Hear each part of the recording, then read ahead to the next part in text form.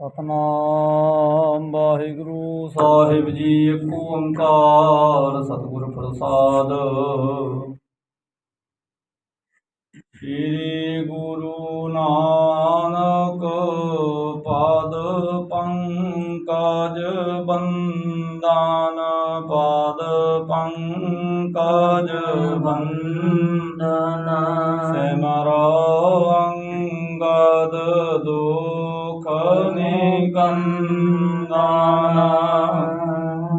ਸ੍ਰੀ ਗੁਰੂ ਅਮਰਦਾਸ ਹਿਰਦੈ ਨਿਤ ਧਿਆਵੋ, ਹਿਰਦੈ ਨਿਤ ਧਿਆਵੋ। ਸ੍ਰੀ ਗੁਰੂ ਰਾਮਦਾਸ ਗੁਣ ਗਾਵੋ। ਸ੍ਰੀ ਅਰਜਨ ਵਿਘਨਨ ਕੇ ਨਾਸ਼ਕ, ਵਿਘਨਨ ਕੇ ਨਾਸ਼ਕ। ਸ੍ਰੀ ਹਰਿ ਗੋਬਿੰਦ ਸ਼ੁਭ ਸੁਮਤਿ ਪ੍ਰਕਾਸ਼ਕ, ਸ਼ੁਭ ਸੁਮਤਿ ਪ੍ਰਕਾਸ਼ਕ। ਸ੍ਰੀ ਹਰਿ ਰਾਏ ਨਮੋ ਕਰ ਜੋੜੀ, ਨਮੋ ਕਰ ਜੋੜੀ। ਸ੍ਰੀ ਹਰਿ ਕ੍ਰਿਸ਼ਨ ਮਨਾਏ ਬਹੋਰੀ। ਤੇਗ ਬਹਾਦਰ ਪਰਮ ਕਿਰਪਾਲਾ ਜੀ, ਪਰਮ ਕਿਰਪਾਲਾ। ਸ੍ਰੀ ਗੁਰੂ ਗੋਬਿੰਦ ਸਿੰਘ ਵਿਸਾਲਾ। ਤਰੋ ਤਰਾ ਪਰ ਪੁਨ ਪੁਨ ਸੀਸਾ ਜੀ, ਪੁਨ ਪੁਨ ਸੀਸਾ। ਬੰਦੋ ਬਾਰ ਬਾਰ ਜਗਦੀਸਾ। ਜਿਸ ਮੈਂ ਅੰਮ੍ਰਿਤ ਗਿਆਨ ਹੈ, ਮਾਣਕ ਭਗਤ ਬਰਾਗ। ਸ੍ਰੀ ਗੁਰੂ ਗ੍ਰੰਥ ਸਾਹਿਬ ਉਦਦ, ਬੰਦੋ ਕਰ ਅਨੁਰਾਗ। ਏਕ ਓੰਕਾਰ ਸਤਿਗੁਰੂ ਤੇ ਪ੍ਰਸਾਦ ਸਚ ਹੋਏ। ਵਾਹਿਗੁਰੂ ਜੀ ਕੀ ਫਤਿਹ ਹੈ, ਵਿਘਨ ਵਿਨਾਸ਼ਨ ਸੋਏ। ਸ੍ਰੀ ਗੁਰ ਸ਼ਬਦ ਕਮਾਏ ਜਿਨ, ਜੀਤੇ ਪੰਜ ਵਿਕਾਰ। ਤਿਨ ਸੰਤਨ ਕੋ ਬੰਦਨਾ, ਸਿਰ ਚਰਨਨ ਪਰਤਾਰ। उपदेशो शास्त्रन को मत जिम, इनकी छेम होत कहियह तिम।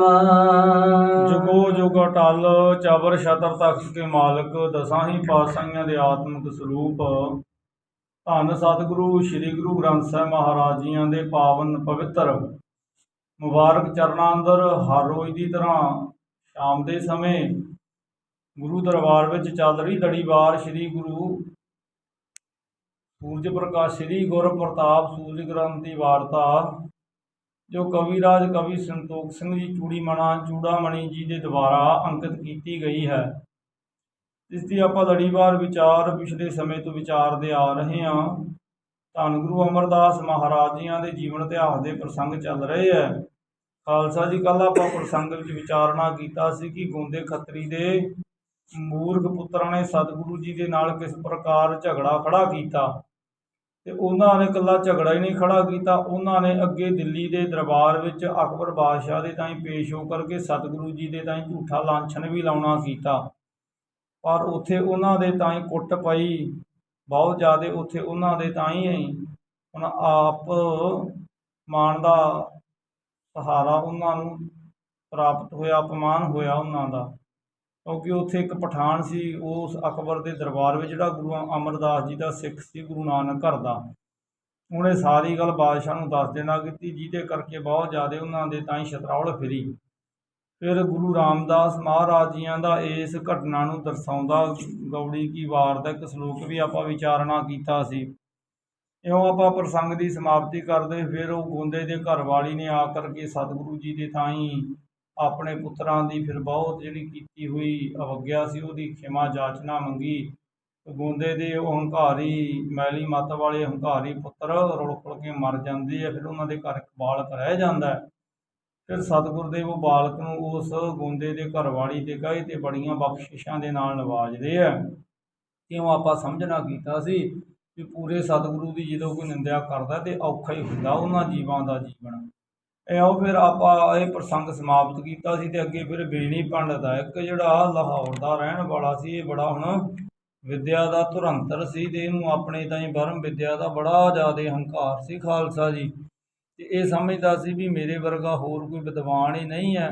ਤੇ ਜਿਹਦੇ ਕਿਸੇ ਦੇ ਨਾਲ ਵੀ ਇਹ ਚਰਚਾ ਕਰਨ ਵਾਸਤੇ ਬਹਿੰਦਾ ਸੀ ਤੇ ਜਿਹੜਾ ਚਰਚਾ ਦੇ ਵਿੱਚ ਸਾਹਮਣੇ ਹਾਰ ਜਾਂਦਾ ਸੀ ਨਾ, ਉਹਦੀਆਂ ਸਾਰੀਆਂ ਵੇਦ ਪੋਥੀਆਂ ਆਪਣੇ ਤਾਈਂ ਜ਼ਬਤ ਕਰ ਲੈਂਦਾ ਸੀ। ਇਉਂ ਆਪਾਂ ਇਹ ਸਾਰਾ ਇੱਥੋਂ ਤੱਕ ਕੁਝ ਬਿਰਤਾਂਤ ਸਮਝਣਾ ਵਿਚਾਰਨਾ ਕੀਤਾ ਸੀ। ਸੋ ਅੱਗੇ ਆ ਰਹੀ ਵਿਚਾਰ ਪ੍ਰਾਰੰਭ ਕਰਨ ਤੋਂ ਪਹਿਲਾਂ ਰਸਨਾ ਪਵਿੱਤਰ ਕਰਦੇ ਹੋਏ ਸਾਰੇ ਅਦਬ ਸਹਿਤ ਆਖੋ ਜੀ ਵਾਹਿਗੁਰੂ ਜੀ ਕਾ ਖਾਲਸਾ ਵਾਹਿਗੁਰੂ ਜੀ ਕੀ ਫਤਿਹ। उपदेशो शास्त्रन को मत जिम इनकी क्षेम होत कहिए तिम। ਉਹਨੇ ਬੇੜੀ ਪੰਡਤ ਫਿਰਦਾ ਫਿਰਦਾ ਗੁਰੂ ਅਮਰਦਾਸ ਜੀ ਦੇ ਤਾਂ ਹੀ ਗੋਬਿੰਦਵਾਲ ਸਾਹਿਬ ਪਹੁੰਚਦਾ ਹੈ। ਇੱਥੇ ਸਤਿਗੁਰਦੇਵ ਇਹਨੂੰ ਹੁਣ ਕੋਲੇ ਬਿਠਾਉਂਦੇ ਆ।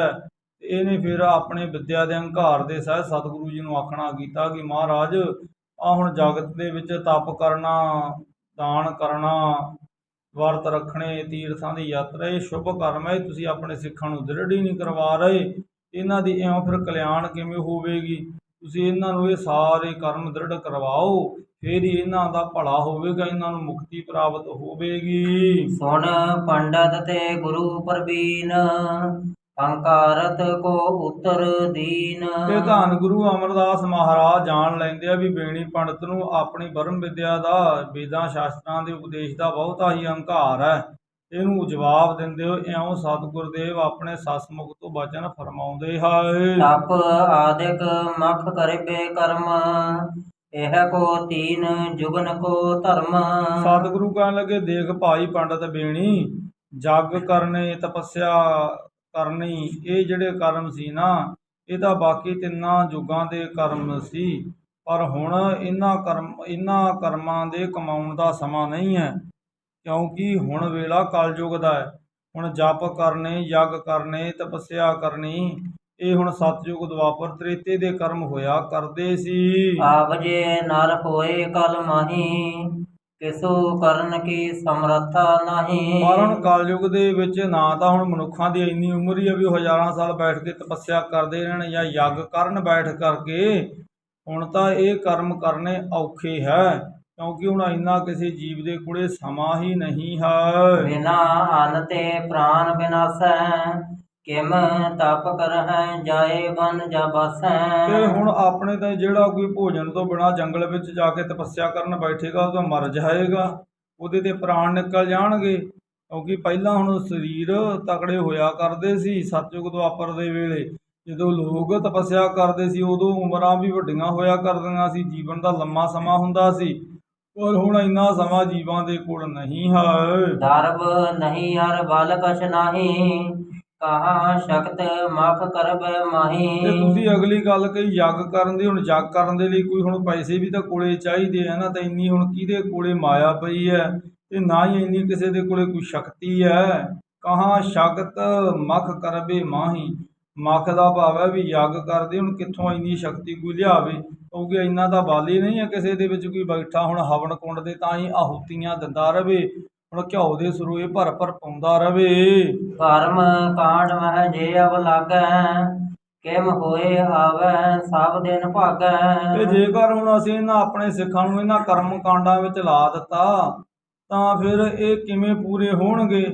ਪਾਵੇ ਫਿਰ ਆਪਦਾ ਰੋਜੀ ਰੋਟੀ ਦਾ ਵੇਲਾ ਫਿਰ ਕਿਵੇਂ ਕੱਢਣਗੇ, ਕਿਉਂਕਿ ਜਿੱਥੇ ਯੱਗ ਕਰਨ ਲੱਗੇ ਜਾਂ ਤਪੱਸਿਆ ਕਰਨ ਲੱਗੇ, ਜੰਗਲਾਂ ਨੂੰ ਚੜ੍ਹ ਗਏ, ਤਾਂ ਫਿਰ ਤਾਂ ਇਹਨਾਂ ਦਾ ਪਿੱਛੇ ਪਰਿਵਾਰ ਭੁੱਖ ਧਿਆ ਦੇ ਸਹਿਤ ਹੋ ਰਹਿ ਜਾਏਗਾ, ਤੇ ਪਿੱਛੇ ਪਰਿਵਾਰ ਦੇ ਵਿੱਚ ਭੁੱਖਮਰੀ ਪੈਦਾ ਹੋ ਜਾਏਗੀ, ਤੇ ਜਿਹੜੇ ਜੰਗਲ 'ਚ ਜਾਣਗੇ ਭੁੱਖ ਤਪੱਸਿਆ ਕਰਨ ਵਾਸਤੇ, ਯੱਗ ਕਰਨ ਵਾਸਤੇ, ਉਹ ਉੱਥੇ ਰੁੜ-ਫੁੜ ਮਰ ਜਾਣਗੇ। ਤੋ ਇਹ ਫਿਰ ਜਿਹੜਾ ਕਰਮ ਹੈ ਨਾ, ਇਹ ਹੁਣ ਕਰਨ ਦਾ ਵੇਲਾ ਨਹੀਂ ਹੈ। ਦੋਸ਼ ਕਰ ਸੋਚ ਆਦ ਕੋ ਕਰਨੋ, ਖਾਨ ਪਾਨ ਵਿਦ ਤੈਸੀ ਵਰਨੋ। ਹੁਣ ਤਾਂ ਇਹਨਾਂ ਦਾ ਸਾਰਾ ਦਿਨ ਉਪਜੀਵਕਾ ਕਮਾਉਣ ਦੇ ਵਿੱਚ ਖਰਚ ਹੋ ਜਾਂਦਾ ਹੈ, ਖਾਣ ਪੀਣ ਦੇ ਤਾਂ ਹੀ ਹੁਣ ਜਿਵੇਂ ਇਹਨਾਂ ਦਾ ਤਾਂ ਹੁਣ ਸਮਾਂ ਮਸਾ ਇਹਨਾਂ ਨੂੰ ਮਿਲਦਾ, ਤੇ ਆ ਜਿਹੜੇ ਹੁਣ ਤੁਸੀਂ ਕਰਮ ਕਹਿ ਰਹੇ ਹੋ ਖਾਣ ਪਾਣ ਵਿਦ ਤੈਸੇ ਵਰਨੋ, ਵੀ ਇਹ ਹੁਣ ਪਵਿੱਤਰਤਾ ਰੱਖਣ, ਸੁਚ ਸੰਜਮ ਰੱਖਣ, ਤਪੱਸਿਆ ਕਰਨ, ਇਹ ਫਿਰ ਕਿਵੇਂ ਹੋ ਸਕਦਾ ਹੈ? ਇਹ ਹੁਣ ਬਹੁਤ ਕਠਿਨ ਕਰਮ ਹੈ। ਏਮ ਅਸ਼ਕਤ ਨਰ ਜਾਨਹੁ ਸਭੈ, ਪ੍ਰੇਥਮ ਧਰਮ ਕਿਮ ਹੋਵਹਿ ਅਬੈ। ਅੱਜ ਕੱਲ ਦੇ ਹੁਣ ਮਨੁੱਖ ਇਸ ਤਰ੍ਹਾਂ ਦੇ ਜਿਹੜੇ ਕਰਮ ਨਾ, ਉਹ ਕਰਨ ਦੇ ਸਮਰੱਥ ਨਹੀਂ ਹੈ। ਹੁਣ ਪਹਿਲਾਂ ਵਾਲੇ ਕਰਮ ਹੁਣ ਕਿਵੇਂ ਚੱਲ ਸਕਦੇ ਹੈ? ਹੁਣ ਪਹਿਲਾਂ ਵਾਲਾ ਕੰਮ ਹੁਣ ਹੋ ਨਹੀਂ ਨਾ ਸਕਦਾ, ਕਿਉਂਕਿ ਯੁੱਗਾਂ ਦਾ ਆਪਣਾ ਕਰਮ ਸੀ, ਤੇ ਉਹਨਾਂ ਲੋਕਾਂ ਨੂੰ ਲੋਕ ਉਹਨਾਂ ਵੇਲਿਆਂ ਦੇ ਉਹਨਾਂ ਕਰਮਾਂ ਨੂੰ ਕਰਦੇ ਸੀ। ਪਰ ਹੁਣ ਕਲਯੁੱਗ ਦਾ ਸਮਾਂ, ਤੇ ਕਲਯੁੱਗ ਦੇ ਵਿੱਚ ਤਾਂ ਫਿਰ ਕੇਵਲ ਤੇ ਕੇਵਲ ਇੱਕ ਪਰਮੇਸ਼ਰ ਦੀ ਕੀਰਤੀ ਕਰਨ ਦਾ ਵੇਲਾ ਹੀ ਹੈ। ਇਸੇ ਲਈ ਸਾਹਿਬ ਬਾਣੀ 'ਚ ਬਚਨ ਕਰਦੇ ਹੈ, ਕਾਲ ਨਾਹੀ ਜੋਗ ਨਾਹੀ ਸਤ ਕਾ ਧੱਬ, ਥਾਨਿਸ਼ਟ ਜਗ ਭ੍ਰਸ਼ਟ ਹੋਆ ਡੂਬ ਤੇ ਇਹ ਜਗ। ਇਉਂ ਹੁਣ ਜਗ ਦੇ ਜੀਵ ਡੁੱਬ ਰਹੇ ਹੈ। ਇਸੇ ਲਈ ਪਾਤਸ਼ਾਹ ਬਚਨ ਕਰਦੇ ਆ, ਕਲੂ ਆਇਓ ਰੇਕ ਨਾਮ ਬੋਵੋ ਅਨ ਰੁਤ ਨਾਹੀ ਮਤ ਭਰਮ ਭੂਲੋ। ਇਸੇ ਲਈ ਸਹਿ ਬਚਨ ਕਰਦੇ ਆ, ਐਸਾ ਨਾਮ ਰਤਨ ਨਿਰਮੋਲਕ ਪੁੰਨ ਪਦਾਰਥ ਪਾਇਆ, ਅਨਕ ਜਤਨ ਕਰ ਹਿਰਦੈ ਰਾਖਿਆ ਰਤਨ ਨਾ ਛਪਾਇਆ। ਹੁਣ ਤਾਂ ਇਹ ਕਰਮ ਕਰਨ ਦਾ ਵੇਲਾ ਹੈ, ਨਾਮ ਦਾ ਵੇਲਾ ਹੈ। ਤੇ ਹੁਣ ਆ ਜਿਹੜੇ ਤੁਸੀਂ ਕਰਮ ਕਹਿ ਰਹੇ ਹੋ, ਤੇ ਪੁਰਾਣੇ ਯੁੱਗਾਂ ਦੇ ਕਰਮ ਹੈ। ਇਹ ਹੁਣ ਕਰਨ ਦੇ ਲਈ ਨਾ ਤਾਂ ਮਨੁੱਖਾਂ ਦੇ ਕੋਲ ਇੰਨਾ ਸਮਾਂ ਤੇ ਨਾ ਹੀ ਇੰਨੀ ਸਮਰੱਥਾ ਹੈ। ਤਿਨ ਕੋ ਕਰਤਿਓ ਸੁਖ ਦੁਖ ਪਾਵੈ, ਸੁਰਗ ਵਿਖੈ ਕਬ ਨਰਕ ਸਿਧਾਵੈ। ਇਹਨਾਂ ਨੂੰ ਕਰਨ ਦੇ ਲਈ ਹੁਣ ਫਿਰ ਬਹੁਤ ਜ਼ਿਆਦਾ ਦੁੱਖ ਸੁੱਖ ਭੋਗਣੇ ਪੈਂਦੇ ਹੈ, ਤੇ ਕਦੇ ਸਵਰਗਾਂ ਵਿੱਚ ਤੇ ਕਦੇ ਫਿਰ ਨਰਕਾਂ ਵਿੱਚ ਪੈਣਾ ਪੈਂਦਾ ਹੈ, ਕਿਉਂਕਿ ਹਿਸਾਬ ਤਾਂ ਕਰਮਾਂ ਦਾ ਹੁਣ ਹੈ ਨਾ। ਤੇ ਜਿਹੋ ਜਿਹਾ ਹੁਣ ਅਸੀਂ ਆਪਦੇ ਤਾਂ ਕਰਮ ਕਮਾ ਰਹੇ ਹਾਂ, ਤੇ ਉਹੀ ਜੀ ਫਿਰ ਵਾਚਿਆ ਜਾਣਾ ਹੈ ਨਾ। ਇਸੇ ਲਈ ਆਪਾਂ ਵਚਨ ਪੜ੍ਹਦੇ ਅੱਗੇ, ਕਰਨੀ ਕੀਰਤ ਵਾਚੀ ਹੈ ਵੈ ਲੇਖਾ ਕਰ ਸਮਝਾਇਆ। ਇਹ ਅਸੀਂ ਵੀ ਜਿਹੜਾ ਕੁਝ ਇੱਥੇ ਕਰ ਹੀ ਜਾਂਦੇ ਹਾਂ ਨਾ, ਉਹ ਖਾਲਸਾ ਜੀ ਸਾਨੂੰ ਵੀ ਹਿਸਾਬ ਦੇਣਾ ਪੈਣਾ ਸਾਰਾ। ਹੁਣ ਤਾਂ ਅਸੀਂ ਜੰਮਦੀਆਂ ਚਲਾ ਰਹੇ ਹਾਂ, ਔਰ ਇਹ ਬਹੁਤ ਨਿਵੇੜਾ ਨਾ ਜਦੋਂ ਹੋਏਗਾ ਨਾ, ਉੱਥੇ ਫਿਰ ਜੰਮਖਾ ਡੰਡ ਮੂਠ ਮੈਂ ਲਾਗਾ, ਮੈਂ ਕਰਾਂ ਨਵੇਰਾ ਖਿਣ ਵਿੱਚ ਹੀ ਫਿਰ ਉੱਥੇ ਨਿਵੇੜੇ ਹੋ ਜਾਣੇ ਹੈ। ਆਪ ਚਲ ਪਦਵੀ ਪਾਏ ਨਾ ਕੋ, ਅੰਤਾ ਸਹਿਤ ਕਰਮ ਸ਼ੁਭ ਜੋ। ਆ ਕਰਮ ਕਾਂਡ ਦੇ ਨਾਲ ਕੋਈ ਸਥਾਈ ਪਦ ਕਿਸੇ ਨੂੰ ਨਹੀਂ ਮਿਲਦਾ, ਤੇ ਜੇ ਹੁਣ ਤੁਸੀਂ ਕੋਈ ਸ਼ੁਭ ਕਰਮ ਕਰੋਗੇ ਤੇ ਉਹਦੇ ਨਾਲ ਹੀ ਗੱਲ ਬਣਨੀ ਹੈ। ਤੇ ਹੁਣ ਸ਼ੁਭ ਕਰਮ ਵੀ ਨਿਰਵਾਣ ਹੋ ਕੇ ਉਹਦੀ ਕੀਰਤੀ ਗਾਈ ਜਾਵੇ, ਇਹੀ ਹੈ ਵੱਡਾ ਕਰਮ। ਹੰਤਾ ਸਹਿਤ ਕਰਮ ਸ਼ੁਭ ਹੋ, ਤੇ ਜਿਹੜਾ ਕੋਈ ਹੰਕਾਰ ਦੇ ਸਹਿਤ ਸ਼ੁਭ ਕਰਮ ਵੀ ਕਰਦੇ ਹਨ, ਖੇਦ ਬਹੁਤ ਫਲ ਥੋਰੋ ਖਪਾਏ, ਨਾਸ਼ਵੰਤ ਜਿਉ ਸਮੁਦਾਏ। ਤੇ ਫਿਰ ਹੰਕਾਰ ਦੇ ਸਹਿਤ ਕੀਤਾ ਸ਼ੁਭ ਕਰਮ ਨਾ, ਉਹ ਵੀ ਫਿਰ ਬਹੁਤਾ ਫਲਦਾ ਨਹੀਂ ਆ, ਉਹਦਾ ਵੀ ਫਿਰ ਫਲ ਘੱਟ ਮਿਲਦਾ ਤੇ ਨੁਕਸਾਨ ਬਹੁਤਾ ਹੁੰਦਾ ਹੈ। ਨਾਸਵੰਤ ਜੇ ਇਹੋ ਸਮੁਦਾਇ, ਇਹ ਸਾਰੇ ਨਸ਼ਟ ਹੋ ਜਾਂਦੇ ਆ ਫਿਰ ਸ਼ੁਭ ਕਰਮਾਂ ਦੇ ਫਲ ਵੀ ਜਿਹੜੇ ਹੰਕਾਰ ਦੇ ਸਹਿਤ ਕੀਤੇ ਜਾਂਦੇ ਹਨ। ਅਬ ਕਲ ਯੁਗ ਕੋ ਸਮੋ ਸੁਆਵੈ, ਜਿਸ ਕੋ ਰਾਜ ਤਿਸੀ ਕੋ ਨਿਆਵੈ। ਤੇ ਹੁਣ ਭਾਈ ਕਲਯੁਗ ਦਾ ਸਮਾਂ, ਤੇ ਫਿਰ ਜਿਹਦਾ ਰਾਜ ਹੁੰਦਾ ਨਾ, ਤੇ ਫਿਰ ਨਿਆਂ ਵੀ ਉਹੀ ਕਰਿਆ ਕਰਦਾ ਹੈ, ਸਮੇਂ ਦਾ ਜਿਹੜਾ ਰਾਜਾ ਹੁੰਦਾ ਹੈ। ਆਪ ਅਦਿਕ ਸ਼ੁਭ ਕਰਮ ਮਹਾਨੇ, ਗੁਰ ਸੇਵਾ ਕੋ ਵੈਨ ਨ ਮਾਨੇ ਸਮਾਨੇ। ਹੁਣ ਠੀਕ ਆ ਭਾਈ ਵੀ ਤਪ ਯੋਗ ਹਠ ਸਾਧਨਾਵਾਂ ਠੀਕ ਹੈ ਵੀ ਸ਼ੁਭ ਕਰਮ ਹੈ, ਪਰ ਜਿਹੜੀ ਗੁਰ ਸੇਵਾ ਕੇ ਹੋਵੇ ਨਾ ਸਮਾਨੇ, ਪਰ ਗੁਰੂ ਦੀ ਸੇਵਾ ਦੇ ਤੁਲ ਨਹੀਂ ਇਹ ਕਰਮ। ਕਿਉਂਕਿ ਜਿਹੜੀ ਸੇਵਾ ਹੈ ਨਾ, ਉਹ ਜੇ ਨਿਸ਼ਕਾਮ ਹੋ ਕੇ ਕੀਤੀ ਜਾਵੇ ਤਾਂ ਉਹਦਾ ਫਿਰ ਜਿਹੜਾ ਮਹਾਨ ਮਹੱਤਵ ਹੈ, ਉਹ ਫਿਰ ਆਪਾਂ ਬਾਣੀ 'ਚ ਪੜ੍ਹਦੇ ਹਾਂ, ਖਾਲਸਾ ਜੀ ਸੇਵਾ ਕਰਤ ਹੋਏ ਨਿਹਕਾਮੀ, ਇਸ ਕੋ ਹੋਤ ਪ੍ਰਾਪਤ ਸੁਆਮੀ। ਜੇ ਨਿਸ਼ਕਾਮ ਹੋ ਕੇ ਸੇਵਾ ਕਰ ਲਈ ਜਾਵੇ ਤਾਂ ਹੀ ਤਾਂ ਪਾਤਸ਼ਾਹ ਬਚਨ ਕਰਦੇ ਵਿੱਚ ਦੁਨੀਆ ਸੇਵ ਕਮਾਈਐ ਤਾਂ ਦਰਗਾਹ ਵੈਸਣ ਪਾਈ, ਕਹੋ ਨਾਨਕ ਪਾਹ ਲੁੜਾਈਐ। ਫਿਰ ਉਹਨਾਂ ਦੇ ਤਾਂ ਹੀ ਫਿਰ ਦਰਗਾਹ ਦੇ ਵਿੱਚ ਵਾਸਾ ਮਿਲ ਜਾਂਦਾ ਹੈ। ਪਰ ਸੇਵਾ ਜੇ ਨਿਸ਼ਕਾਮ ਹੋ ਕੇ ਕੀਤੀ ਜਾਵੇ, ਪਰ ਜੇ ਇਹ ਸੇਵਾ ਦੇ ਤਾਂ ਹੀ ਗੁਰੂ ਦਾ ਮਨ ਮੰਨ ਜਾਏ, ਗੁਰੂ ਨੂੰ ਉਹ ਸੇਵਾ ਭਾ ਜਾਏ ਸਿੱਖ ਦੀ ਕੀਤੀ ਹੋਈ। ਪਰ ਜੇ ਸਤਿਗੁਰੂ ਦਾ ਮਨ ਹੀ ਨਾ ਮੰਨਿਆ ਉਹ ਸੇਵਾ ਤੇ, ਜੇ ਬੱਧਾ ਚੱਟੀ ਦੇ ਵਿੱਚ ਸਿੱਖ ਉਹ ਕੰਮ ਕਰ ਰਿਹਾ, ਫਿਰ ਗੱਲ ਨਹੀਂ ਬਣਦੀ। ਤਾਂ ਹੀ ਤਾਂ ਪਾਤਸ਼ਾਹ ਨੇ ਬਚਨ ਕੀਤੇ ਆ ਨਾ, ਬੱਧਾ ਚੱਟੀ ਜੋ ਭਰੇ ਨਾ ਗੁਣ ਨਾ ਉਪਕਾਰ, ਛੇਤੀ ਖੁਸ਼ੀ ਵਿਸਾਰੀ ਹੈ। ਫਿਰ ਉਹ ਤਾਂ ਫਿਰ ਸਾਰਾ ਕੁਝ ਵਿਅਰਥ ਹੀ ਹੈ। ਇਸੇ ਲਈ ਸਾਹਿਬ ਬਾਣੀ 'ਚ ਸਮਝਾਉਂਦੇ ਆ ਕਿ ਤੂੰ ਸੇਵਾ ਜੇ ਕਰਨੀ ਹੈ ਤਾਂ ਨਿਸ਼ਕਾਮ ਹੋ ਕੇ ਕਰ, ਵੀ ਜਿਹੜੀ ਗੁਰੂ ਨੂੰ ਭਾ ਜਾਵੇ। ਤੇ ਸਾਹਿਬ ਬਚਨ ਕਰਦੇ ਹੈ ਕਿ ਆਪਣੇ ਤਾਈਂ ਤੂੰ ਸਾ ਸੇਵਾ ਕੀਤੀ ਸਫਲ ਹੈ। ਜਦੋਂ ਸਤਿਗੁਰ ਕਾ ਮਨ ਮੰਨੇ, ਜਾਂ ਸਤਿਗੁਰ ਕਾ ਮਨ ਮੰਨਿਆ ਤਾਂ ਪਾਪਕ ਸੰਭਲ ਪੰਨੇ। ਉਪਦੇਸ਼ ਜੋ ਦਿੱਤਾ ਸਤਿਗੁਰੂ, ਸੋ ਸੁਣਿਆ ਸਿੱਖੀ ਕੰਨੇ। ਤੋ ਜਿਹੜਾ ਸਿੱਖ ਗੁਰੂ ਦਾ ਉਪਦੇਸ਼ ਸੁਣ ਲੈਂਦਾ, ਉਹਨੂੰ ਕਮਾ ਲੈਂਦਾ, ਉਹਦੇ ਅਨੁਸਾਰ ਹੀ ਜੀਵਨ ਆਪਣਾ ਜਿਉਣਾ ਆਰੰਭ ਕਰ ਦਿੰਦਾ, ਫਿਰ ਉਹਨਾਂ ਦੇ ਦੁਆਰਾ ਕੀਤੀ ਹੋਈ ਜਿਹੜੀ ਸੇਵਾ ਹੈ ਨਾ ਉਹ ਸਫਲ ਹੋ ਜਾਂਦੀ ਹੈ। ਤਾਂ ਹੀ ਭਗਤ ਕਬੀਰ ਜੀ ਕਥਨ ਕਰਦੇ ਆ, ਕਬੀਰ ਸੇਵਾ ਕੋ ਦੋਏ ਭਲੇ, ਇੱਕ ਸੰਤ ਇੱਕ ਰਾਮ, ਰਾਮ ਜੋ ਦਾਤਾ ਮੁਕਤ ਕਾ, ਸੰਤ ਜਪਾਵੈ ਨਾਮ। ਤੋ ਰਾਮ ਮੁਕਤੀ ਦਾ ਦਾਤਾ ਹੈ, ਰਮਿਆ ਹੋਇਆ ਪਰਮੇਸ਼ਰ, ਤੇ ਸੰਤ ਮੁਕਤੀ ਦਾ ਰਸਤਾ ਦੱਸ ਕੇ ਤੇ ਉਹ ਰਸਤੇ ਤੇ ਤੋਰਨ ਵਾਲਾ, ਕਿਉਂਕਿ ਨਾਮ ਜਪਾਉਂਦਾ। ਜਿਹੜਾ ਫਿਰ ਨਾਮ ਜਪਦਾ ਹੈ ਉਹ ਫਿਰ ਨਾਮੀ ਦਾ ਸਰੂਪ ਹੋ ਜਾਂਦਾ ਹੈ। ਜਦੋਂ ਜੀਵ ਨਾਮੀ ਦਾ ਸਰੂਪ ਹੋ ਜਾਂਦਾ ਹੈ ਤੇ ਫਿਰ ਉੱਥੇ ਉਹ ਵਾਹਿਗੁਰੂ ਦਾ ਫਿਰ ਸਾਖਸ਼ਾਤਕਾਰ ਜਿਹੜਾ ਦਰਸ਼ਨ ਹੈ ਉਹ ਪ੍ਰਾਪਤ ਹੋ ਜਾਂਦਾ ਹੈ। ਤੋ ਇਉਂ ਸਤਿਗੁਰੂ ਦੇ ਮਹਾਰਾਜ ਕਹਿਣ ਲੱਗੇ, ਭਾਈ ਵੀ ਹੁਣ ਕਲਯੁਗ ਦਾ ਸਮਾਂ ਹੈ, ਤੇ ਕਲਯੁਗ ਦੇ ਸਮੇਂ ਦਾ ਜਿਹੜਾ ਤਾਂ ਕਰਮ ਹੈ ਨਾ ਸ੍ਰੇਸ਼ਟ, ਉਹ ਫਿਰ ਆਪਣੇ ਤਾਂ ਹੀ ਨਾਮ ਹੈ। ਤੇ ਹੁਣ ਨਾਮ ਦੇ ਨਾਲ ਹੀ ਫਿਰ ਜੀਵਾਂ ਦਾ ਕਲਿਆਣ ਹੋਣਾ ਹੈ। ਸਤ ਨਾਮ ਕੋ ਸਿਮਰਨ ਸਾਰ, ਭੋਗਤ ਮੁਕਤ ਦੇ ਮਹਿ ਉਦਾਰ। ਤੇ ਹੁਣ ਸਤਨਾਮ ਦਾ ਸਿਮਰਨ ਕਰਨਾ ਹੀ ਸ੍ਰੇਸ਼ਟ ਕਰਮ ਹੈ, ਤੇ ਇਹਦੇ ਨਾਲ ਹੀ ਜੀਵਾਂ ਨੂੰ ਮੁਕਤੀ ਮਿਲਣੀ ਹੈ, ਇਹਦੇ ਨਾਲ ਹੀ ਜੀਵਾਂ ਨੂੰ ਸ੍ਰੇਸ਼ਟ ਭੋਗ ਮਿਲਣੇ ਹੈ। ਭਾਵ ਜਿੱਥੇ ਨਾਮ ਸਾਨੂੰ ਬਾਹਰੀ ਬਖਸ਼ਿਸ਼ਾਂ ਪ੍ਰਾਪਤ ਹੁੰਦੀਆਂ, ਉੱਥੇ ਫਿਰ ਜਿੱਥੇ ਮੁਕਤੀ ਵੀ ਮਿਲਦੀ ਹੈ ਨਾਮ। ਦੋਨੇ ਕੰਮ ਹੁੰਦੇ ਆ ਸਿਮਰਨ ਦੇ ਨਾਲ। ਜਦੋਂ ਸਿਮਰਨ ਸ਼ੁਰੂ ਕਰੀਦਾ ਨਾ ਤੇ ਖਾਲਸਾ ਜੀ ਪਹਿਲਾਂ ਤੇ ਮਨ ਦੀਆਂ ਮੈਲਾਂ ਕੱਢਦਾ, ਫਿਰ ਜੀਵ ਉਜਲਾ ਹੁੰਦਾ। ਜਦੋਂ ਉਜਲਾ ਹੋ ਜਾਂਦਾ ਫਿਰ ਨਾਮ ਦੀ ਖੁਸ਼ਬੂ ਆਉਣ ਲੱਗ ਜਾਂਦੀ ਹੈ। ਜਿਵੇਂ ਗੰਦਗੀ ਦੇ ਢੇਰਾਂ ਦੇ ਢੇਰ ਪਏ ਹੋਣ, ਉਹਨਾਂ ਨੂੰ ਆਪਾਂ ਚੱਕ ਦਈਏ ਤੇ ਫਿਰ ਉੱਥੇ ਫਿਰ ਲਾ ਦਈਏ ਕੋਈ ਸੋਹਣੇ, ਹੁਣ ਗੁਲਾਬ ਦੇ ਤੇ ਹੋਰ ਚੰਦਨ ਚਮੇਲੀ ਦੇ ਪੌਦੇ, ਤੇ ਫਿਰ ਉੱਥੋਂ ਮਹਿਕਾਂ ਹੀ ਆਉਂਦੀਆਂ ਨਾ ਬਗੀਚੇ ਦੇ ਵਿੱਚੋਂ। ਪਰ ਉਹਦੇ ਲਈ ਪਹਿਲਾਂ ਕੱਡਾ ਪੁਰਸ਼ਾਰਥ ਕਰਨਾ ਪਿਆ। ਇਸੇ ਤਰ੍ਹਾਂ ਹੀ ਸਿਮਰਨ ਹੈ। ਤੇ ਤਾਂ ਹੀ ਤਾਂ ਮਹਾਰਾਜ ਬਚਨ ਕਰਦੇ ਹੈ ਕਿ ਪ੍ਰਭ ਕੈ ਸਿਮਰਨ ਮਨ ਕੀ ਮਲ ਜਾਏ, ਅੰਮ੍ਰਿਤ ਨਾਮ ਰਿਦ ਮਾਹਿ ਸਮਾਏ। ਪ੍ਰਭ ਜੀ ਬਸੈ ਸਾਧ ਕੀ ਰਸਨਾ, ਨਾਨਕ ਜਨ ਕਾ ਦਾਸਨ ਦਸਨਾ। ਤੇ ਫਿਰ ਉਹ ਫਿਰ ਦਾਸਾਂ ਦੇ ਦਾਸ ਹੋ ਜਾਂਦੇ ਹੈ। ਤੇ ਉਹ ਸਾਹਿਬ ਕਥਨ ਕਰਦੇ ਹੈ ਕਿ ਜਿਹੜਾ ਨਾਮ ਹੈ ਨਾ, ਇਹ ਜਿੱਥੇ ਮੁਕਤੀ ਦੇ ਲਈ ਸਹਾਈ ਹੁੰਦਾ, ਉੱਥੇ ਫਿਰ ਸ੍ਰੇਸ਼ਟ ਬਖਸ਼ਿਸ਼ਾਂ ਵੀ ਭੋਗ ਰੂਪ ਪ੍ਰਦਾਨ ਕਰਦਾ ਹੈ। ਸਿਮਰਨ ਸ਼ਰਵਨ ਭਗਤ ਵਡਿਆਈ, ਇਸ ਸਮ ਕਾਲ ਨਹਿ ਆਨ ਵਡਾਈ। ਤੇ ਹੁਣ ਕਲਯੁਗ ਦੇ ਵਿੱਚ ਸਿਮਰਨ ਕਰਨਾ ਹੀ ਸ੍ਰੇਸ਼ਟ ਭਗਤੀ ਹੈ। ਹੁਣ ਰਸਨਾ ਦੇ ਨਾਲ ਹੁਣ ਬੋਲਿਆ ਜਾਵੇ, ਕੰਨਾਂ ਦੇ ਨਾਲ ਸੁਣਿਆ ਜਾਵੇ, ਤੇ ਇਹ ਸਿਮਰਨ ਦੀ ਫਿਰ ਵੱਡੀ ਵਡਿਆਈ। ਇਸ ਸਮ ਕਲ ਮੈਂ ਆਨ ਵਡਾਈ, ਇਹਦੇ ਵਰਗਾ ਹੋਰ ਕੋਈ ਕਰਮ ਨਹੀਂ ਹੈ। ਤੋ ਇੰਨੀ ਵਡਿਆਈ ਹੈ ਪਰਮੇਸ਼ਰ ਦੇ ਨਾਮ ਦੀ। ਤਾਂ ਹੀ ਸਾਹਿਬ ਬਚਨ ਕਰਦੇ ਆ, ਗਾਵੀਐ ਸੁਣੀਐ ਮਨ ਰੱਖੀਐ ਭਾਉ, ਦੁੱਖ ਪਰ ਹਰ ਸੁਖ ਕਰ ਲੈ ਜਾਏ। ਤੇ ਜੇ ਹੁਣ ਗਾਇਆ ਜਾਵੇ ਨਾ ਸੱਚੇ ਨਾਮ ਨੂੰ, ਤੇ ਉਹਨੂੰ ਨਾਲ ਨਾਲ ਸੁਣਿਆ ਜਾਵੇ ਪ੍ਰੇਮ ਦੇ ਨਾਲ, ਤੇ ਬਸ ਫਿਰ ਇਹ ਬਹੁਤ ਵੱਡਾ ਕਰਮ ਹੈ।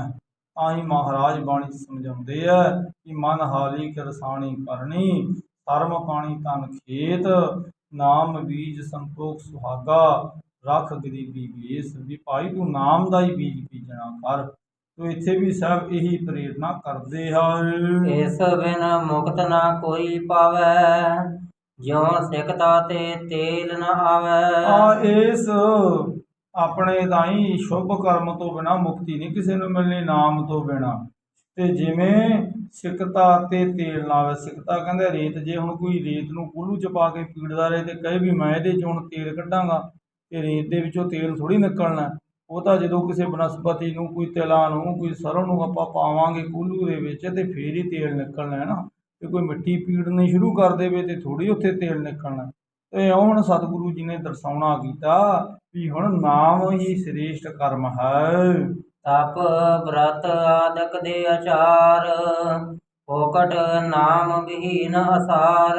ਹਾਂ ਠੀਕ ਹੈ ਵੀ ਵਰਤ ਰੱਖਣੇ, ਤਪ ਕਰਨੇ, ਉੱਚਾ ਸੁੱਚਾ ਆਚਰਨ ਬਣਾਉਣਾ, ਇਹ ਹੁਣ ਉਨਾ ਚਿਰ ਫਲੀਭੂਤ ਨਹੀਂ ਹੁੰਦੇ ਕਰਮ ਜਿੰਨਾ ਚਿਰ ਜੀਵ ਨਾਮ ਨਹੀਂ ਜਪਦਾ।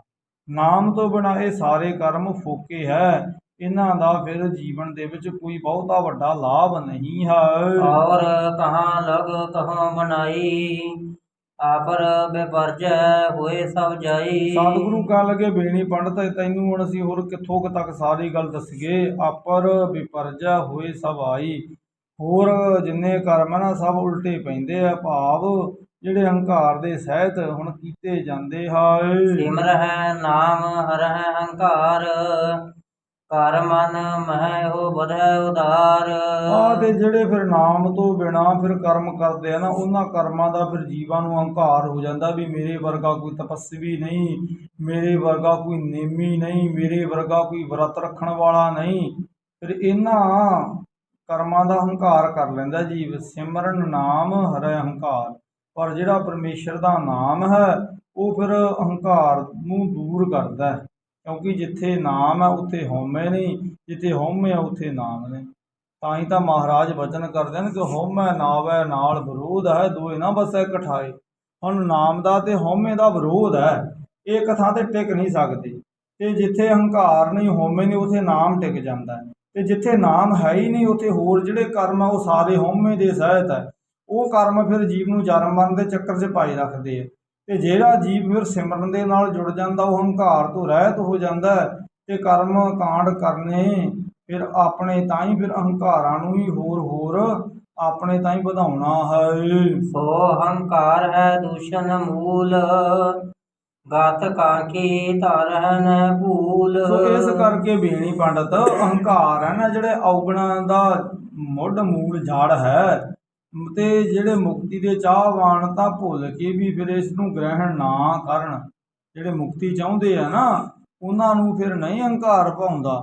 ਤੇ ਸਹਿਬਾਣੀ 'ਚ ਵੀ ਬਚਨ ਕਰਦੇ ਆ, ਹਰ ਜੀਉ ਹੰਕਾਰ ਨਾ ਭਾਵਈ, ਵੇਦ ਕੂਕ ਸੁਣਾਏ। ਹੁਣ ਹੰਕਾਰ ਪਰਮੇਸ਼ਰ ਨੂੰ ਨਹੀਂ ਭਾਉਂਦਾ, ਤੇ ਹੁਣ ਇੱਥੇ ਜਿਹੜੇ ਹੰਕਾਰੀ ਜੀਵ ਹੈ ਤੇ ਉਹਨਾਂ ਨੂੰ ਫਿਰ ਮੁਕਤੀ ਹੈ ਨਾ ਪ੍ਰਾਪਤ ਨਹੀਂ ਹੁੰਦੀ। ਤੁਮ ਵਿਦਿਆ ਪੜ ਗਈ ਮਸਾਲ, ਆਪਰਨ ਕਰੋ ਪ੍ਰਕਾਸ਼ ਵਿਸਾਲ। ਹੁਣ ਬੇਣੀ ਪੰਡਤ ਤੁਹਾਡੀ ਦਸ਼ਾ ਇਹ ਹੈ ਵੀ ਤੁਸੀਂ ਹੁਣ ਵਿਦਿਆ ਪੜ੍ਹ ਲਈ ਹੈ, ਹੁਣ ਇਹ ਇਉਂ ਹੋ ਗਿਆ ਕੰਮ ਜਿਵੇਂ ਹੁਣ ਕੋਈ ਚਾਨਣ ਦੀ ਮਿਸਾਲ ਜਗਾ ਕੇ ਹੱਥ ਵਿੱਚ ਫੜ ਲਈ ਹੋਵੇ। ਚਾਨਣ ਦੀ ਮਿਸਾਲ ਫੜੀ ਹੱਥ ਵਿੱਚ, ਤੇ ਉਹ ਹੁਣ ਤੁਸੀਂ ਹੋਰਾਂ ਨੂੰ ਵੀ ਉਹਦਾ ਚਾਨਣ ਦੇ ਰਹੇ ਹੋ। ਆਪ ਅੰਧੇਰੇ ਮਹਿ ਗਿਰ ਪਰੋ, ਔਰਨ ਕਹੋ ਜਗਤ ਤੁਮ ਤਰੋ। ਤੇ ਆਪ ਹੁਣ ਤੁਸੀਂ ਹਨੇਰੇ ਵਿੱਚ ਹੰਕਾਰ ਦੇ ਕਰਕੇ ਡਿੱਗ ਰਹੇ ਹੋ, ਤੇ ਹੋਰਨਾਂ ਨੂੰ ਤੁਸੀਂ ਹੁਣ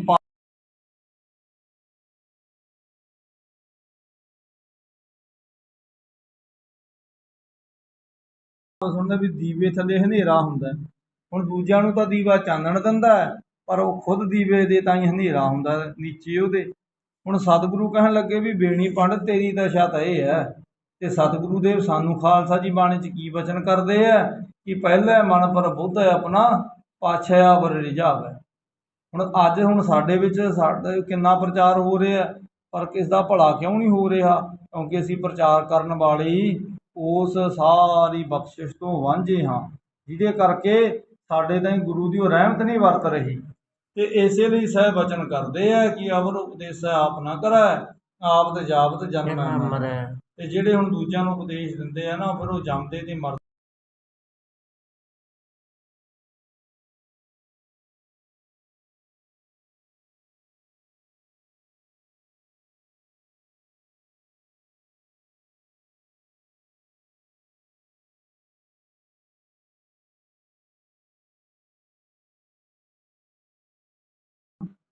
ਕਿ ਆਪਣੇ ਤਾਂ ਹੀ ਹਾਥ ਦੀਪ ਕੂਏ ਪਰੈ।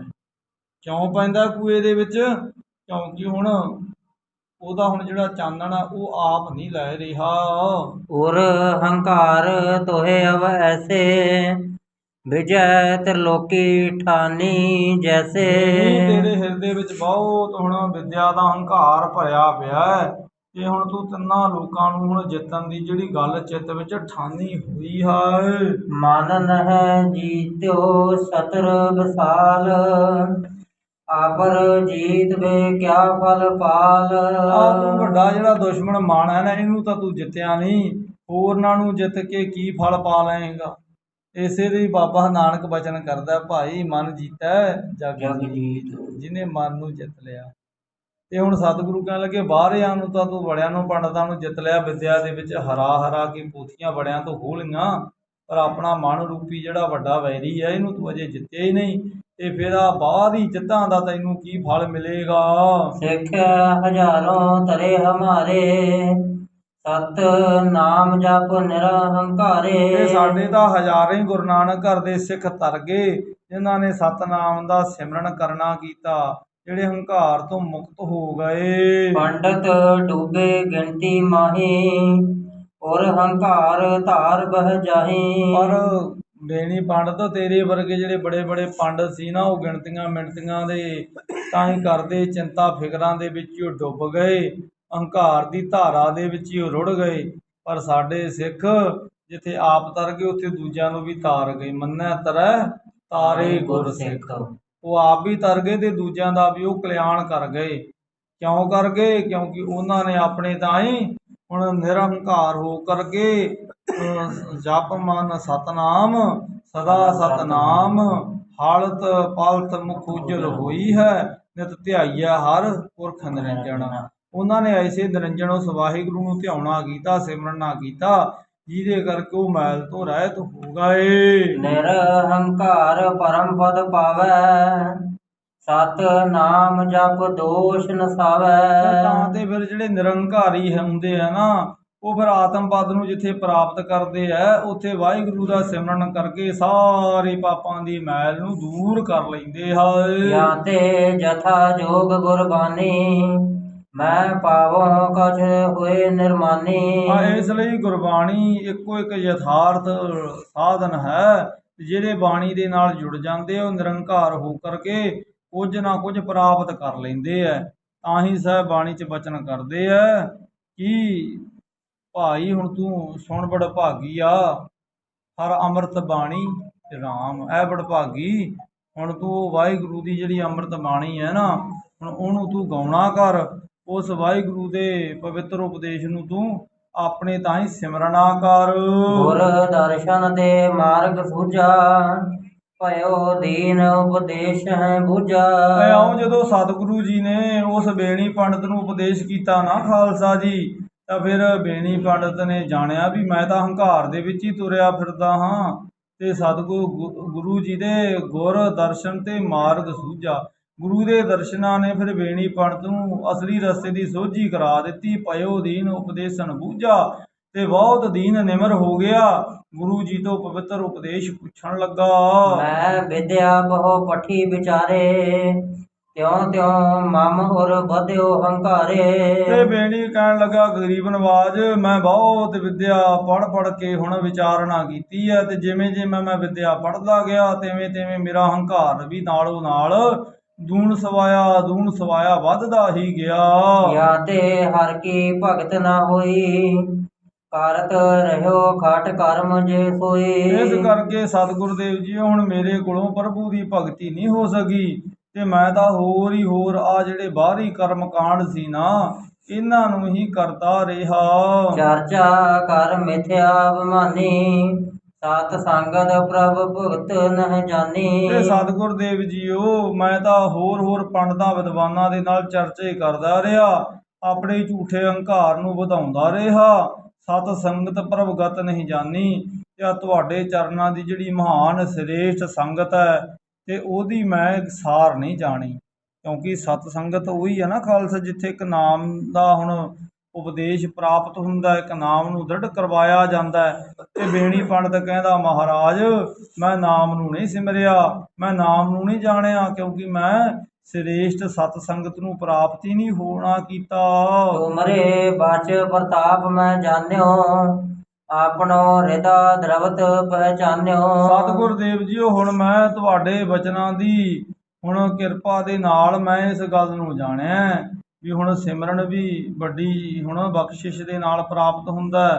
ਤੇ ਸਤਿਗੁਰ ਦੇਵ ਜੀਓ, ਮੈਨੂੰ ਨਹੀਂ ਸੀ ਪਤਾ, ਮੈਂ ਤਾਂ ਹੋਰ ਹੀ ਕਰਮਾਂ ਵਿੱਚ ਲੱਗਿਆ ਰਿਹਾ, ਤੇ ਤੁਹਾਡੇ ਬਚਨਾਂ ਸਦਕਾ ਹੁਣ ਮੈਨੂੰ ਪਰਮੇਸ਼ਰ ਦੇ ਰਸਤੇ ਦਾ ਪਤਾ ਲੱਗਿਆ ਹੈ। ਆਪਣੋ ਹਿਰਦਾ ਦਰਬਤ ਪਹਿਚਾਨੇ, ਹੁਣ ਮੇਰਾ ਹਿਰਦਾ ਪੰਗਲ ਗਿਆ ਹੈ, ਕੋਮਲ ਹੋ ਗਿਆ ਹੈ। ਕਰੁਣਾ ਕਰਹੁ ਅਬ ਦੇਹੁ ਉਪਦੇਸ਼, ਕਾਟੋ ਮੇਰੇ ਮਹਾ ਕਲੇਸ਼। ਤੇ ਸਤਿਗੁਰ ਦੇਵ ਜੀ ਹੁਣ ਆਪ ਜੀ ਕਿਰਪਾ ਕਰੋ।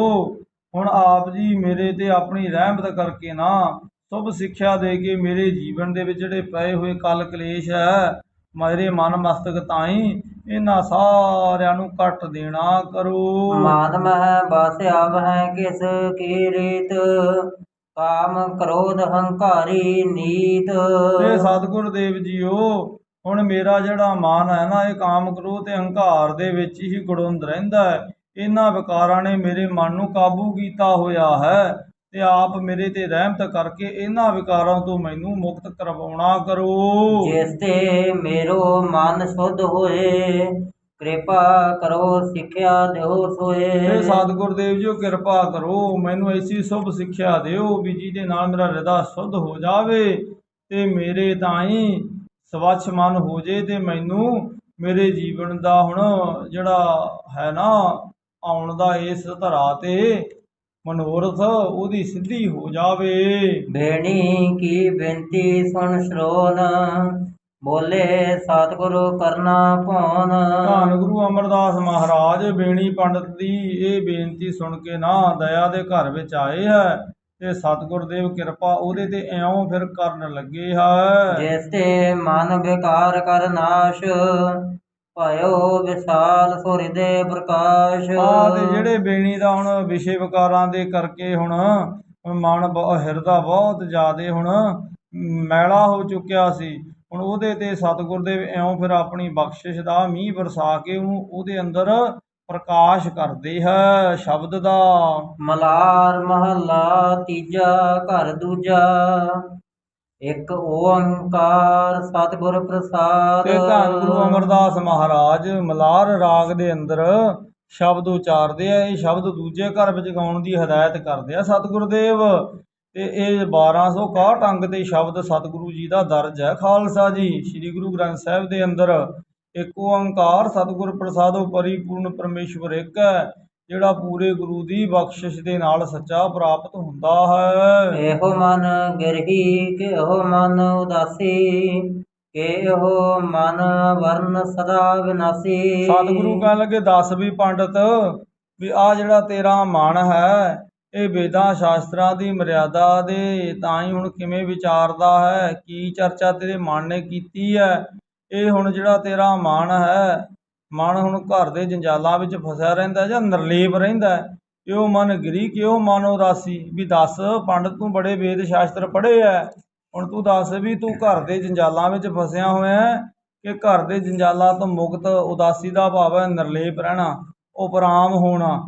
ਅੱਗੇ ਕਹਿਣ ਲੱਗੇ ਕਿ ਇਹੋ ਮਨ ਅਵਰ ਸਦਾ ਵਿਨਾਸੀ, ਕਿ ਹੁਣ ਅਵਰਨ ਦਾ ਭਾਵ ਹੈ ਆੜਾ ਗੇਤਰ ਵਰਨ ਦੇ ਅੱਗੇ, ਇਹਦਾ ਭਾਵ ਹੈ ਵੀ ਚਾਰ ਵਰਨਾਂ ਵਾਲੇ ਵਿਤਕਰੇ ਤੋਂ ਰਹਿਤ ਅਵਰਨ, ਵੀ ਜਿਹੜਾ ਹੁਣ ਚਾਰ ਵਰਨ ਨਾ ਖੱਤਰੀ ਸੂਦ ਵੈਸ ਤੇ ਬ੍ਰਾਹਮਣ, ਹੁਣ ਇਹਨਾਂ ਚਾਰਾਂ ਵਰਨਾਂ ਦੇ ਵਿਤਕਰੇ ਤੋਂ ਤੂੰ ਰਹਿਤ ਹੈ ਕਿ ਵਰਨਾਂ ਦੇ ਵਿਤਕਰੇ ਦੇ ਵਿੱਚ ਫਸਿਆ ਹੋਇਆ ਪੰਡਤ, ਕਿ ਤੂੰ ਸਦਾ ਅਵਿਨਾਸੀ, ਕਿ ਜਿਹੜਾ ਨਾਸ਼ ਤੋਂ ਰਹਿਤ ਉਹ ਪਰਮੇਸ਼ਰ ਹੈ, ਹੁਣ ਉਹਦੇ ਤਾਈਂ ਤੂੰ ਸਿਮਰਦਾ ਹੈ। ਕਿਹੋ ਮਨ ਚੰਚਲ ਕਿਹੋ ਮਨ ਬੈਰਾਗੀ, ਇਸ ਮਨ ਕੋ ਮਮਤਾ ਕਿੱਥੋਂ ਲਾਗੀ। ਤੇ ਪੰਡਤ ਬੇਣੀ ਦੱਸ ਤੇਰਾ ਮਨ ਜਿਹੜਾ ਇਹ ਥਿਰ ਹੋ ਗਿਆ ਕਿ ਅਜੇ ਚੰਚਲ ਹੀ ਹੈ। ਚੰਚਲ ਦਾ ਭਾਵ ਹੈ ਵੀ ਮਾਇਆ ਦੇ ਮੋਹ ਵਿੱਚ ਦੌੜੇ ਫਿਰਦਾ ਸੱਜੇ ਖੱਬੇ।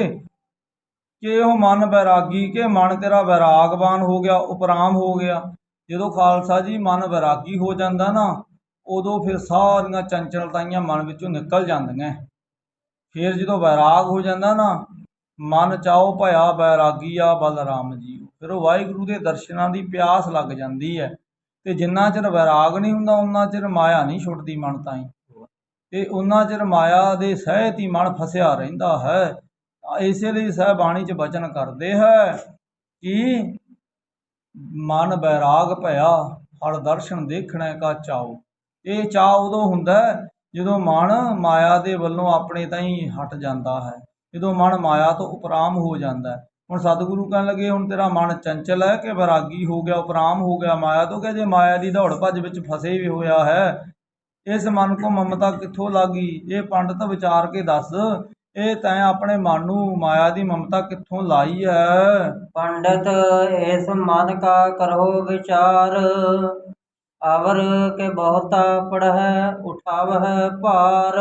ਪੰਡਤ ਜੀ ਦੱਸੋ, ਹੁਣ ਤੁਸੀਂ ਆਪਣੇ ਮਨ ਦਾ ਹੀ ਕਿਤੇ ਵਿਚਾਰ ਕੀਤੀ ਹੈ ਕਿ ਨਹੀਂ ਕੀਤੀ। ਇਹਨਾਂ ਗੱਲਾਂ ਦੀ ਵੀ ਮਨ ਵੈਰਾਗੀ ਹੈ ਕਿ ਮਨ ਅਜੇ ਚੰਚਲ ਹੈ। ਹੁਣ ਇਹ ਮਨ ਗ੍ਰਹੀ ਹੈ ਕਿ ਮਨ ਉਦਾਸੀ ਹੈ। ਇਹ ਮਨ ਨੂੰ ਹੁਣ ਮਮਤਾ ਕਿੱਥੋਂ ਲੱਗੀ। ਇਹ ਵੀ ਕਿਤੇ ਕੁਝ ਪੜ੍ਹਿਆ ਵੇਦਾਂ ਸ਼ਾਸਤਰਾਂ ਵਿੱਚੋਂ ਕਿ ਕਿਤੇ ਨਹੀਂ ਪੜ੍ਹਿਆ। ਤੇ ਜੇ ਤੁਸੀਂ ਇਹ ਗੱਲ ਨੂੰ ਅਜੇ ਤੱਕ ਨਹੀਂ ਮਨ ਕਰਕੇ ਪੜ੍ਹਿਆ ਨਾ, ਤਾਂ ਫਿਰ ਅਵਰ ਕੇ ਬਹੁਤਾ ਪੜ੍ਹੈ ਉਠਾਵੈ ਭਾਰ ਆ। ਤੁਸੀਂ ਹੋਰ ਹੋਰ ਪੜ੍ਹ ਕੇ ਫਿਰ ਕਿਉਂ ਐਵੇਂ ਹਉਮੈ ਦਾ ਭਾਰ ਹੋਰ ਹੋਰ ਆਪਣੇ ਤੇ ਵਧਾ ਰਹੇ ਹੋ। ਇਹੀ ਵਚਨ ਆਪਾਂ ਰੋਜ਼ ਆਸਾ ਦੀ ਵਾਰ ਵਿੱਚ ਸੁਣਦੇ ਹਾਂ ਕਿ ਆਪਣੇ ਤਾਈਂ ਪੜ੍ਹ ਪੜ੍ਹ ਗੱਡੀ ਲੱਦੀ ਐ, ਪੜ੍ਹ ਪੜ੍ਹ ਭਰੀਐ ਸਾਰ। ਪੜ੍ਹੀਐ ਜੀਤੇ ਆਰਜਾ, ਪੜ੍ਹੀਐ ਜੀਤੇ ਸਾਸ, ਪੜ੍ਹੀਐ ਜੀਤੇ ਬਰਸ ਬਰਸ, ਪੜ੍ਹੀਐ ਜੀਤੇ ਮਾਸ। ਨਾਨਕ ਲੇਖੈ ਇੱਕ ਗੱਲ ਹੋਰ ਹਉਮੈ ਝਖਣਾ ਝਾਕ। ਇਹ ਤਾਂ ਝੱਖਾਂ ਹੀ ਮਾਰਨੀਆਂ ਨਾ ਜੇ ਵਾਹਿਗੁਰੂ ਦੇ ਨਾਮ ਨੂੰ ਨਹੀਂ ਪੜ੍ਹਿਆ। ਕਿਉਂ ਸਤਿਗੁਰ ਦੇ ਬਚਨ ਕਰਦੇ ਆ ਕਿ ਹੁਣ ਕਿ ਤੁਸੀਂ ਹੁਣ ਬਹੁਤਾ ਪੜ੍ਹ ਪੜ੍ਹ ਕੇ ਆਪਣੇ ਦੇ ਭਾਰ ਹੀ ਹੁਣ ਚੁੱਕ ਰਹੇ ਹੋ। ਇਉਂ ਵੀ ਸਾਹਿਬਾਣੀ 'ਚ ਬਚਨ ਕਰਦੇ ਆ, ਬਹੁਤਾ ਪੜ੍ਹਿਆ ਤੇਤਾ ਜੇਤਾ ਪੜ੍ਹਿਆ ਤੇਤਾ ਕੜਿਆ, ਬਹੁ ਭੇ ਕੀਆ ਦੇਹੀ ਦੁਖ ਦੀਆ, ਸੋ ਵੇ ਜੀਆ ਆਪਣਾ ਕੀਆ। ਅੰਨ ਨਾ ਖਾਇਆ ਸਾਧ ਗਵਾਇਆ, ਬਹੁ ਦੁਖ ਪਾਇਆ ਦੂਜੈ ਭਾਇਆ। ਬਸ ਨਾ ਪੈ ਰਹਿ ਨਸ ਕਹਿ ਰਹਿ, ਮੋਹਨ ਵਿਗੂਤਾ ਕਿਉਂ ਜਾਗੈ ਗੁਰ ਬਿਨ ਸੂਤਾ। ਪਗ ਪਿਤਾਣਾ ਆਪਣਾ ਕੀਆ ਕਮਾਣਾ, ਅਲ ਮਲ ਖਾਈ ਸਿਰ ਛਾਈ ਪਾਈ। ਮੂਰਖ ਅੰਧੈ ਪਤ ਗਵਾਈ। ਇਉਂ ਫਿਰ ਮੂਰਖ ਮਨ ਆਪਣੀ ਪੱਤ ਗਵਾ ਲੈਂਦਾ। ਇਹੋ ਜਿਹੇ ਅਮਰ ਉਪਦੇਸ਼ ਸਤਿਗੁਰ ਦੇ ਬੇਣੀ ਪੰਡਤ ਨੂੰ ਕਰ ਰਹੇ ਹੈ। ਮਾਇਆ ਮਮਤਾ ਕਰਤੈ ਲਾਈ, ਇਹੋ ਹੁਕਮ ਕਰ ਸ੍ਰਿਸ਼ਟ ਪਾਈ। ਹੁਣ ਸਤਿਗੁਰੂ ਦੇਵ ਦੱਸਦੇ ਆ, ਬੇਣੀ ਪੰਡਤ ਨੇ ਹੱਥ ਜੋੜ ਤੇ ਕਹਿੰਦਾ ਮਹਾਰਾਜ ਮੈਨੂੰ ਨਹੀਂ ਪਤਾ ਵੀ ਇਹ ਮਾਇਆ ਕਿੱਥੋਂ ਲੱਗੀ ਹੈ।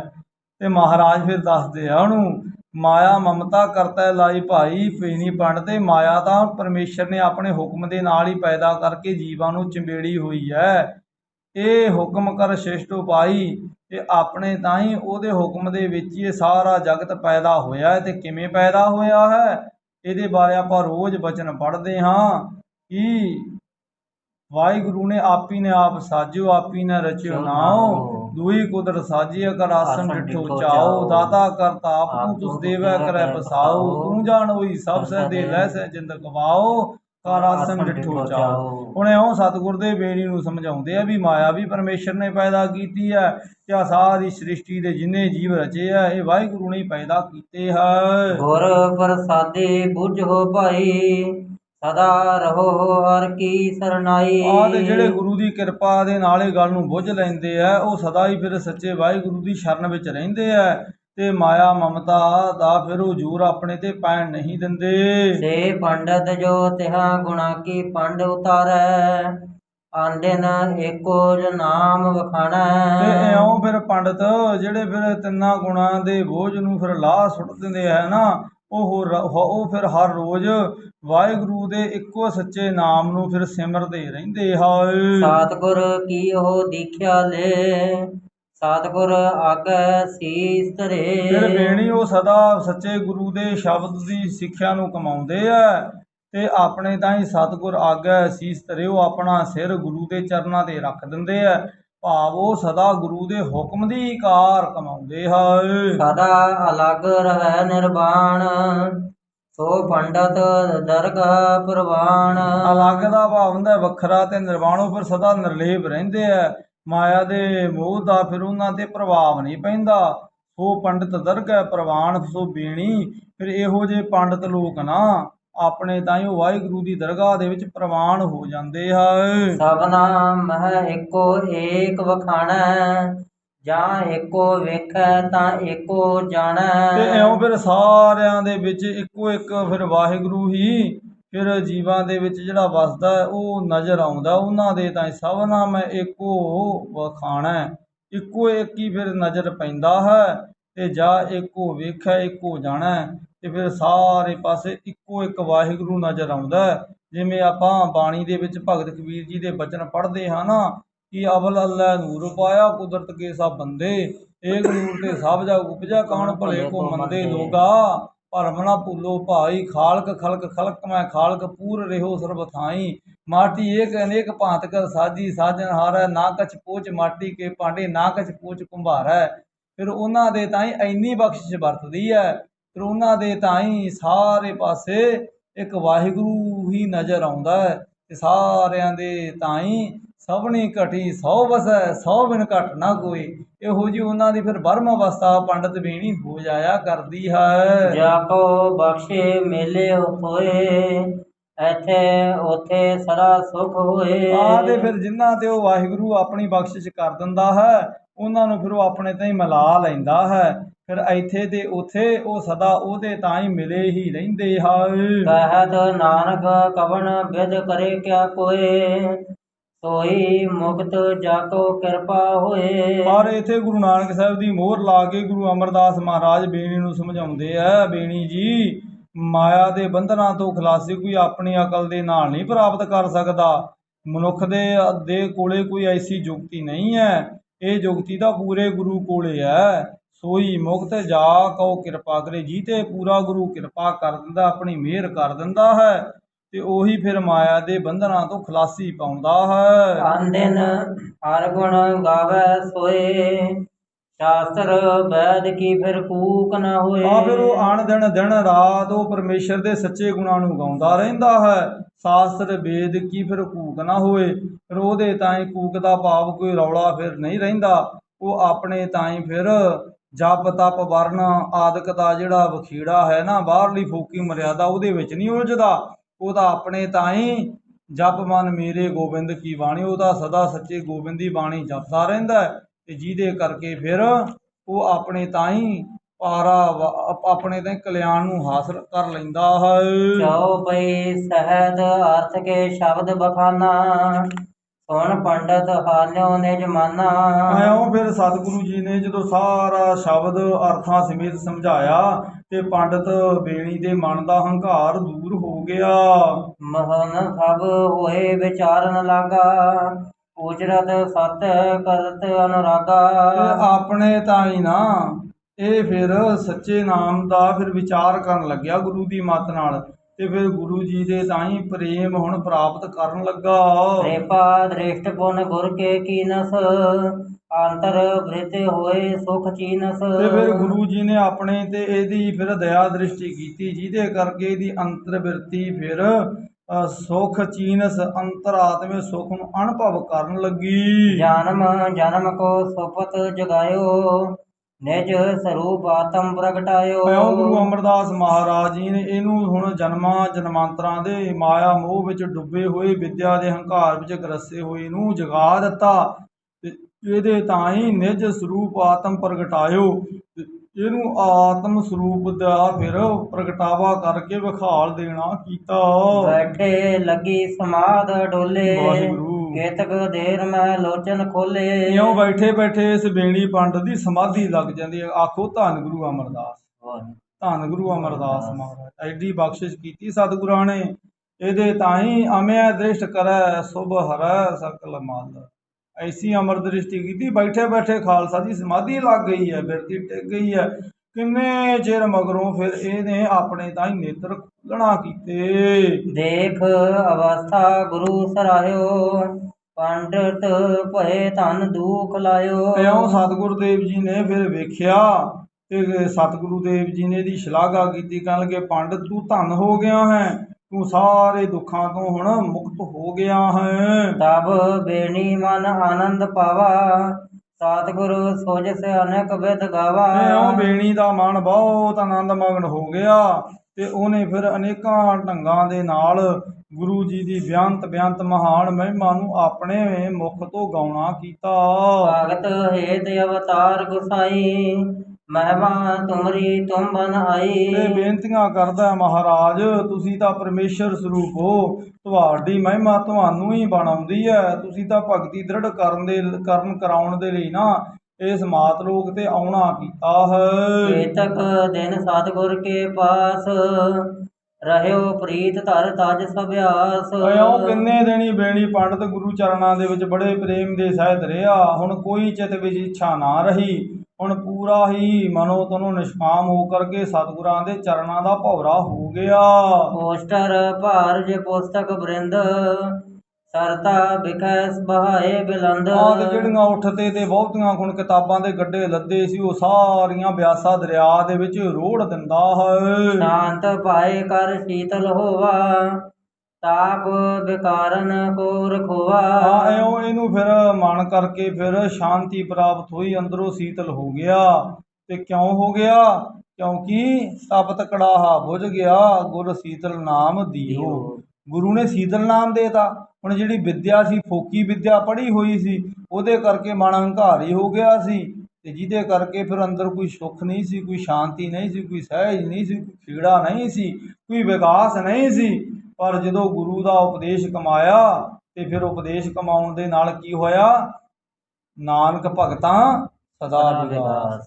ਫਿਰ ਸਦਾ ਜਿਹੜੀ ਵਿਗਾਸ ਦੀ ਅਵਸਥਾ ਪ੍ਰਾਪਤ ਹੋ ਗਈ, ਮਨ ਸੀਤਲ ਹੋ ਗਿਆ, ਮਨ ਵਿੱਚੋਂ ਸਾਰੇ ਵਿਸ਼ੇ ਵਿਕਾਰ ਖੰਭ ਲਾ ਕੇ ਉੱਡ ਗਏ। ਵਿਦਾਬ ਜੋਰ ਰਹਿ ਕੈ ਚਿਰਕਾਲ ਪੂਜ ਪੂਜ ਕਰ ਪਰਮ ਕਿਰਪਾਲ।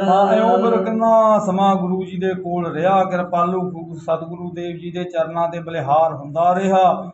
ਤੇ ਸਤਿਗੁਰੂ ਜੀ ਦੇ ਕੋਲੋਂ ਫਿਰ ਨਾਮ ਦਾ ਧਨ ਇਹਨੇ ਜਿਹੜਾ ਪ੍ਰਾਪਤ ਕੀਤਾ, ਉਹਦੀ ਕਮਾਈ ਕੀਤੀ ਤੇ ਹਰ ਧਨ ਕੇ ਭਰ ਲਿਓ ਭੰਡਾਰ। ਹੁਣ ਗੁਰੂ ਪੂਰੇ ਦੀ ਕਿਰਪਾ ਹੋਈ ਹੈ, ਹਰੀ ਨਾਮ ਦੇ ਨੇ ਖਜ਼ਾਨੇ ਭਰਨਾ ਕੀਤੇ।